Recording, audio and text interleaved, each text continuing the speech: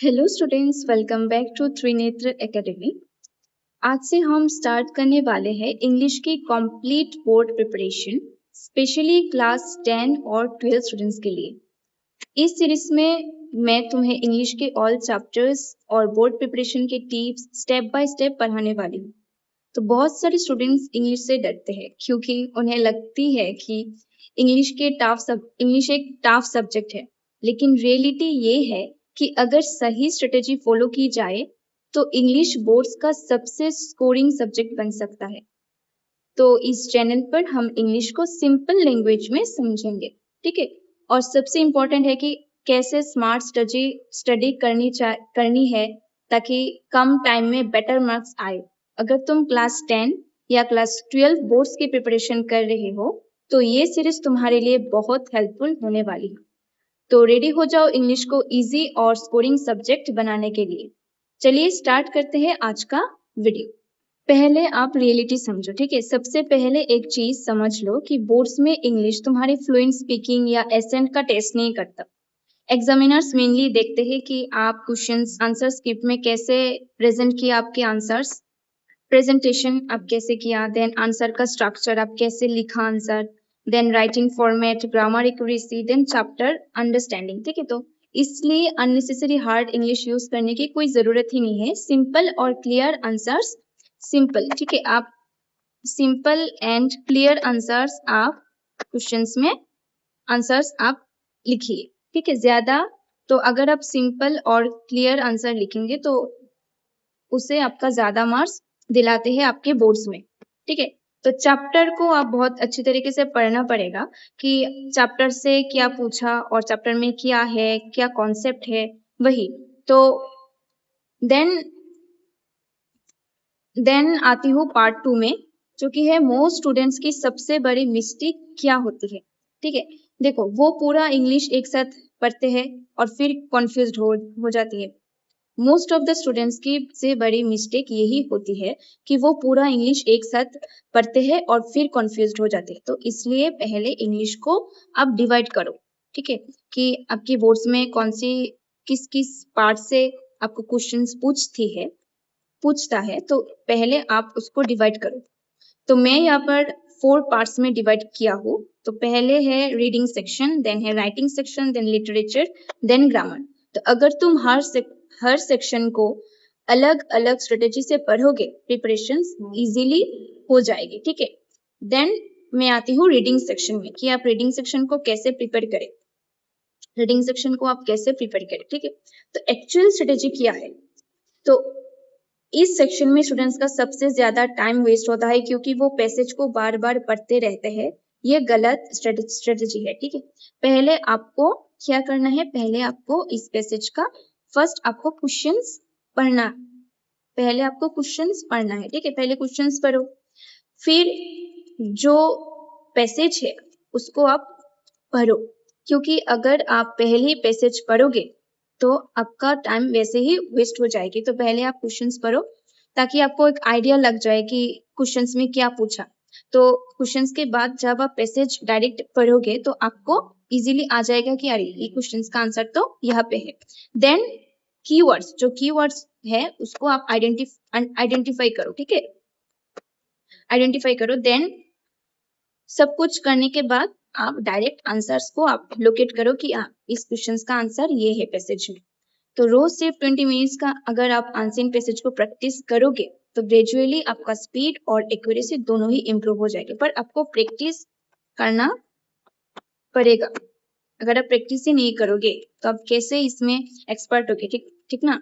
तो आपको daily 20 to 30 minutes और 15 to 20 मिनट्स आपको देना ही पड़ेगा इसमें।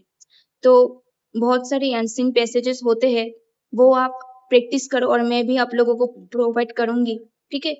अगर उसको आप प्रैक्टिस करोगे तो आपको इजीली आ जाएगी। देन मैं आती हूँ राइटिंग सेक्शन में। आप बात करते हैं राइटिंग सेक्शन की, जो सबसे ज्यादा स्कोरिंग पार्ट होती है, ठीक है।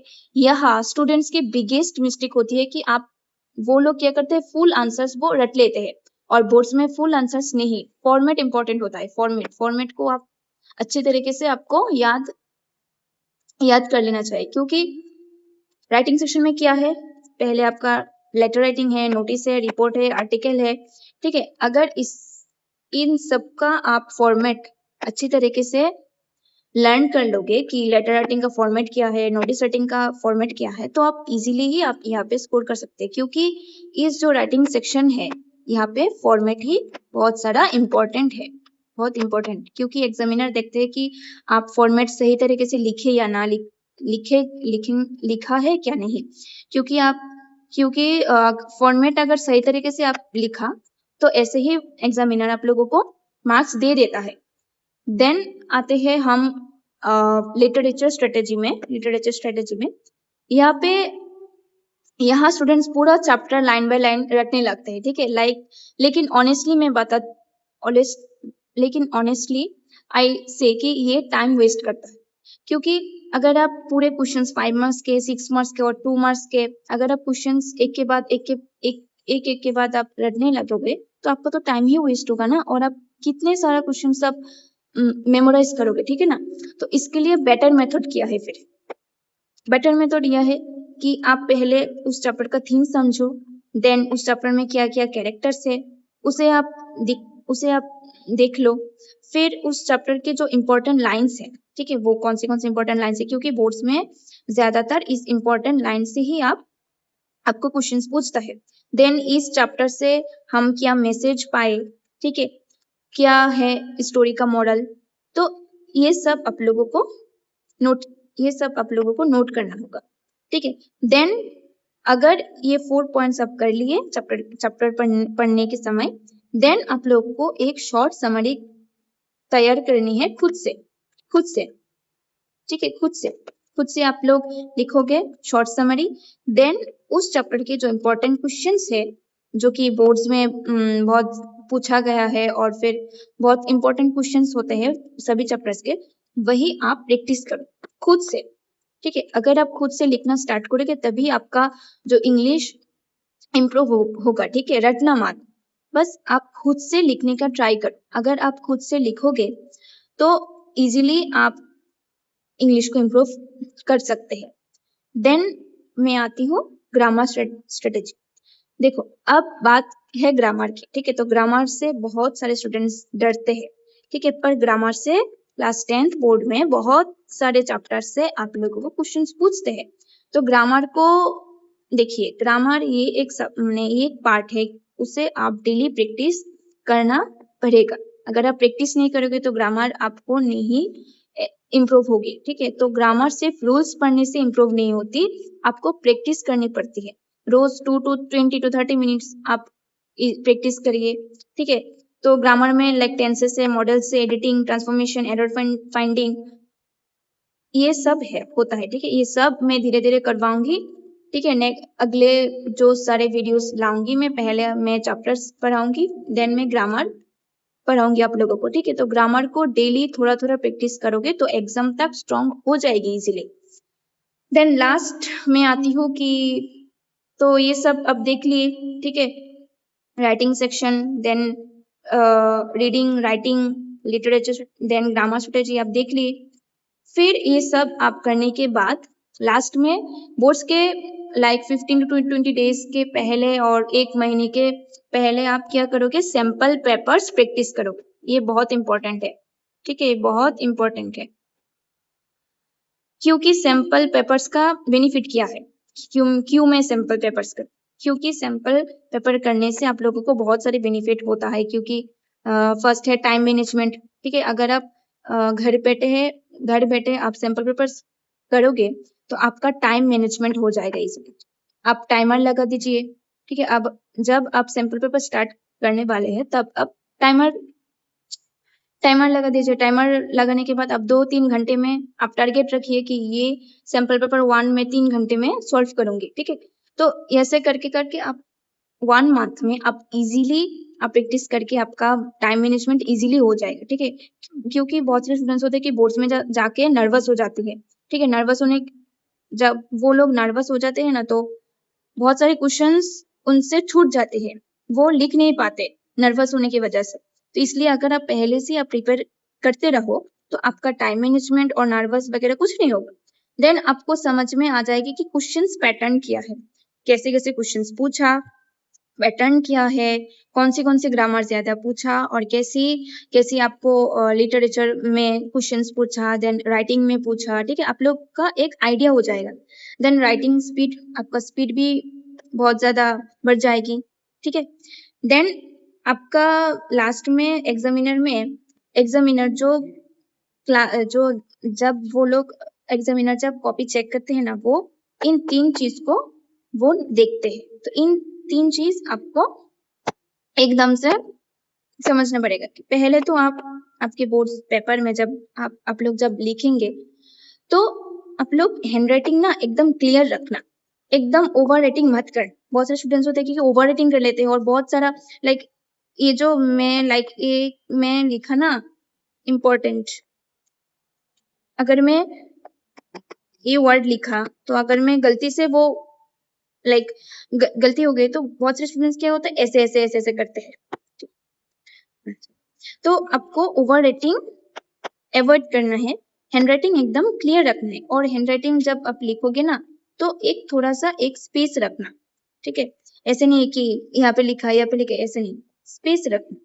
देन अंडरलाइन, अगर आप लिटरेचर में अब जब क्वेश्चंस लिखेंगे, आंसर लिखेंगे, तो यहाँ पे जो मेन जो कीवर्ड्स होते हैं ना उसको आप अंडरलाइन कीजिए। अगर आप अंडरलाइन कीजिए तो एग्जामिनर बहुत एक इम्प्रेशन है ना, वो इम्प्रेशन बहुत अच्छी जाती है। ठीक है, देन बहुत सारे स्टूडेंट्स होते हैं कि जो एग्जाम में जो क्वेश्चंस पूछा उसका आंसर वो बहुत लेंदी कर देता है, और एग्जाम में जो क्वेश्चंस में पूछा वो नहीं लिखता, वो नहीं लिख के वो कोई और लिख दे, वो कोई और लिख के आ जाता है। ठीक है, ऐसा मत नहीं, ऐसा बिल्कुल भी मत करना, क्योंकि क्वेश्चंस में जो पूछा, ठीक है, क्वेश्चंस में जो पूछा वही आप बस लिखना। ऐसा नहीं कि क्वेश्चंस में पूछा एक और मैं लिख दिया कोई और जो भी लिखा उसको बहुत लेंदी लिखा और मैंने बहुत सारा इन्फॉर्मेशन में यहाँ पे डाल दिया और एग्जामिनर खुश होके मुझे दे देगा नंबर। ऐसा नहीं, बिल्कुल भी ऐसा नहीं। एग्जामिनर चाहते हैं कि क्वेश्चंस आप स्मार्ट रखो, शॉर्ट रखो, सिंपल रखो, और जो क्वेश्चंस में पूछा वही बस तुम लिखो। ठीक है, छोटा हो तो छोटा, बट क्वेश्चंस में जो पूछा वही आप लिखना बहुत जरूरी है। ठीक है, ऐसे करके एग्जामिनर भी बहुत खुश होता है। ठीक है, तो आपको मार्क्स इजीली ऐसे ही आपको मार्क्स वो दे देता है। तो हमारा जो स्ट्रेटेजी है वही है, और आप हमसे इस ट्रेनर चैनल में आप जुड़े रहिए। ठीक है, अगले सारे वीडियोस में मैं क्लास 10th और क्लास 12 में सब सारे चैप्टर्स में लाते रहूंगी। ठीक है, तो गाइस अगर तुम इंग्लिश को स्मार्ट वे में प्रिपेयर करोगे instead of blindly memorizing everything, तो स्कोर इम्प्रूव होना ऑलमोस्ट गारंटीड है। ठीक है, तो आई होप ये स्ट्रेटेजी तुम्हारे लिए बहुत हेल्पफुल होगी। अगर वीडियो अच्छा लगा तो लाइक, शेयर एंड सब्सक्राइब करना मत भूलना। ठीक है, तो मिलते हैं नेक्स्ट वीडियो में with more study strategies and board exam tips. ठीक है, तो thank you for watching, bye.